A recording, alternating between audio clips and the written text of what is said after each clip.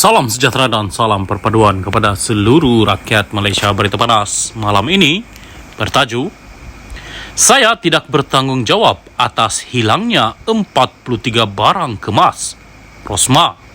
Berita penuh, saya tidak boleh dipertanggungjawabkan atas kehilangan 43 barang kemas itu kerana ia sudah diambil oleh PDRM, Polis Diraja Malaysia, kata Datin Sri Rosma Mansur menerusi pernyataan tuntutan pembelaan yang difailkan Tuan Eza Rahim dan Rajivan di Mahkamah Tinggi di sini pada Selasa.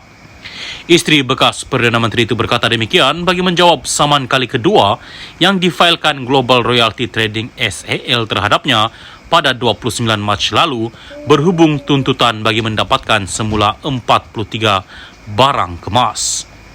Isteri Datuk Seri Najib Tun Razak mendakwa jelas bahawa barangan kemas tersebut telah diambil oleh PDRM atau Kerajaan Malaysia melalui suatu operasi serbuan.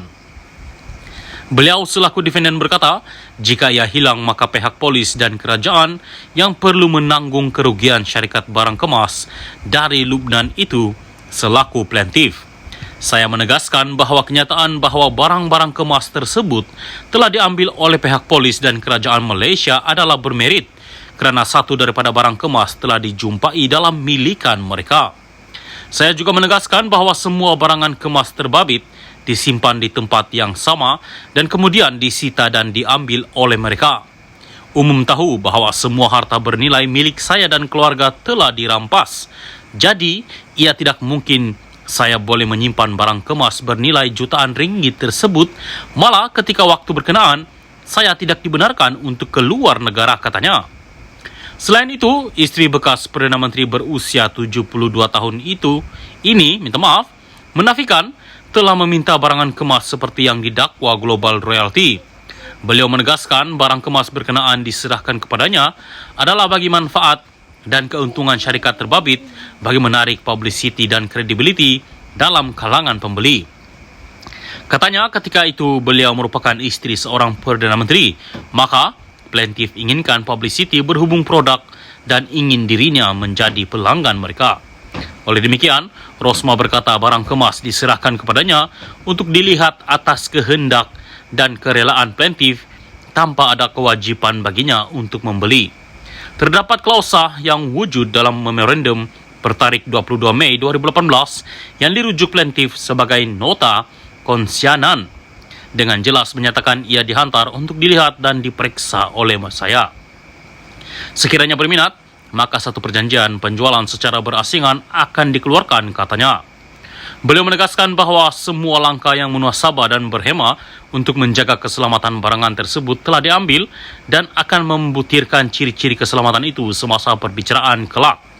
Maka katanya, defendant tidak boleh dipertanggungjawabkan dengan kehilangan barangan kemas dan memohon kepada mahkamah supaya menolak tuntutan plaintiff dengan kos atas dasar tanggungan rugi penuh. Pada 26 Jun 2018, Global Royalty Trading SAL menyakman Rosma selaku defendant dan menuntutnya memulangkan 44 barang kemas yang dihantar untuk dipilih atau membayar harga semua barangan kemas berkenaan berjumlah AS 14.79 juta. Syarikat ini mendakwa Rosma berbohong bahawa barangan kemas termasuk kalung berlian, anting-anting, cincin, gelang dan tiara yang diserahkan oleh ejen syarikat kepadanya dirampas pihak berkuasa Malaysia untuk kesalahan Akta Pencegahan Pengubahan Wang Haram, Pencegahan Pembiayaan Keganasan dan hasil daripada aktiviti haram 2001.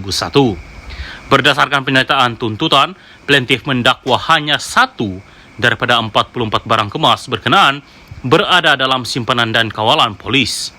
Pada 28 Ogos 2019, Kerajaan Malaysia mengesahkan melalui affidavit jawapan yang dikirkan oleh Superintendent Polis G15177 For Wei Min yang difailkan dalam guaman sivil tersebut bahawa hanya satu daripada 44 barang kemas yang berada dalam simpanan polis Diraja Malaysia. Plaintiff kemudian yang menarik balik tuntutan saman untuk memfailkan semula dan mencelah dalam prosiding pelucut hakan Kerajaan Malaysia terhadap OBYU Holdings Sendirian Berhad pemilik harta yang di mana 12.000 barang kemas tersebut telah disita oleh PDRM atas kesalahan di bawah AMLA. Pada 11 Mac 2020, Hakim Datuk Muhammad Jamil Hussein membenarkan permohonan plaintiff untuk memeriksa barang-barang kemas tersebut yang telah disita oleh PDRM.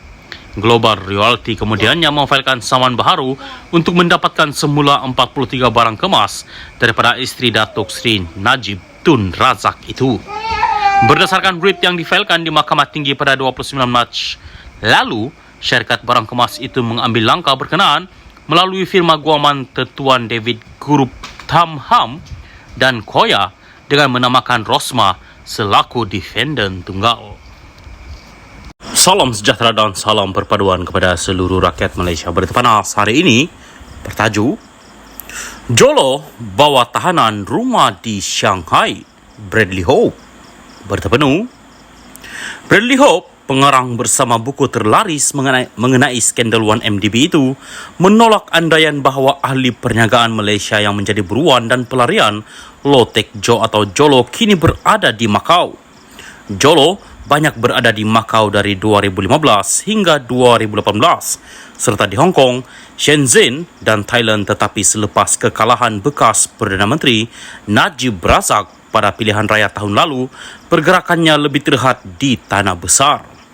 Kami di Whale Hunting percaya dia berada di bawah tahanan rumah di Shanghai, Chiap Hope di Twitter. Dia mendakwa China telah menahan Law susulan rundingan dengan Malaysia. Ini juga kerana penaungannya dalam perkhidmatan pengintip Sun Lee Jun telah ditangkap dan rakan niaga di CCC digulingkan. Dia berubah daripada aset tersikan menjadi liability selepas Najib diundi keluar, kata Hope. Bersama Tom Reed, Hope adalah pengarang bersama buku paling laris Billion Dollar Whale dan Blood and Oil. Dia juga adalah finalis bagi hadiah Pulitzer dan pernah menjadi wartawan Wall Street Journal. Hope membuat caipan demikian ketika mengulas laporan yang memetik SPRM sebagai berkata, Suruhanjaya itu percaya bahawa ahli perniagaan yang dikehendaki Malaysia itu sedang bersembunyi di Macau. Menurut laporan Al Jazeera, SPRM dipetik dalam jawapan bertulis sebagai berkata bahawa ini disahkan oleh beberapa individu yang pernah melihat Law di Macau. SPRM percaya individu yang dikehendaki untuk 1MDB, terutamanya Jolo, sedang bersembunyi di Macau, kata rangkaian berita yang berpangkalan di Doha itu. Laporan itu menambah bahawa pendedahan tersebut dibuat selang beberapa minggu selepas penahanan suspek 1MDB yang agak tidak dikenali, Ki Kok Thiam. Ki meninggal dunia dalam tahanan semalam selepas diserang angin ahmar. Hope turut mengemukakan satu soalan umum, satu soalan untuk Malaysia. Apakah jenayah dalam kod undang-undang anda untuk seorang Perdana Menteri bersekongkol dengan kuasa asing untuk mengorbankan kepentingan negara, kedaulatan dan membayar lebih untuk kontrak menggunakan wang negara sebagai pertukaran untuk menutup penipuan besar-besaran?